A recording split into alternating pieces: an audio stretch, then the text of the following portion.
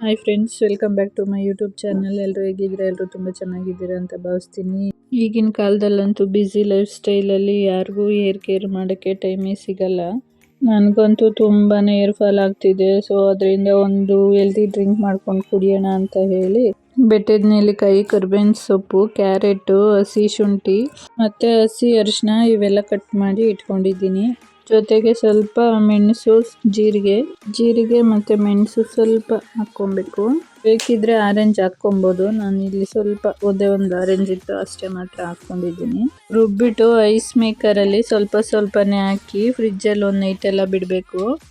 Daily ಬೆಳಗ್ಗೆ ಒಂದು glass ಬಿಸಿ ನೀರಿಗೆ 1 ಅಥವಾ 2 ಐಸ್ ಕ್ಯೂಬ್ ಹಾಕೊಂಡು ಖಾಲಿ ಹೊಟ್ಟೆಲಿ ಕುಡಿಯೋದ್ರಿಂದ ಹೇರ್ ಫಾಲ್ ತುಂಬಾನೇ ಕಂಟ್ರೋಲ್ ಆಗುತ್ತೆ. ಪ್ರತಿದಿನ ಮಾಡಿಕೊಂಡು ಕುಡಿಯೋ ಬದಲಿಗೆ 15 ಡೇಸ್ಗೆ ಒಂದ್ಸಲ ಮಾಡಿ ಇಟ್ಕೊಂಡು ಕುಡಿಯೋದ್ರಿಂದ ನಿಮಗೂ ಟೈಮ್ ಸೇವ್ ಆಗುತ್ತೆ. ಇಷ್ಟಂತೂ ತುಂಬ ಚೆನ್ನಾಗಿತ್ತು. ಬೇಕಿದ್ರೆ ಜೇನುತುಪ್ಪ ಹಾಕ್ಕೊಂಡು ಕುಡಿಬೋದು. ಟ್ರೈ ಮಾಡೋದು ಮರಿಬೇಡಿ. ಈ ವಿಡಿಯೋ ನಿಮಗೆ ಇಷ್ಟ ಆಗಿದ್ರೆ ಲೈಕ್ ಮಾಡಿ, ಶೇರ್ ಮಾಡಿ, ಸಬ್ಸ್ಕ್ರೈಬ್ ಮಾಡಿ. Thank you for watching. Bye.